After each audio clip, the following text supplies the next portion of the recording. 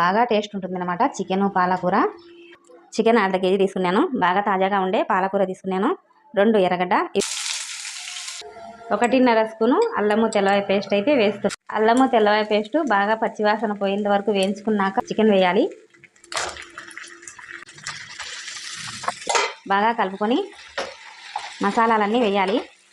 పసుపు పొడి, కారం పొడి, ఉప్పు, ధనియాల పొడి,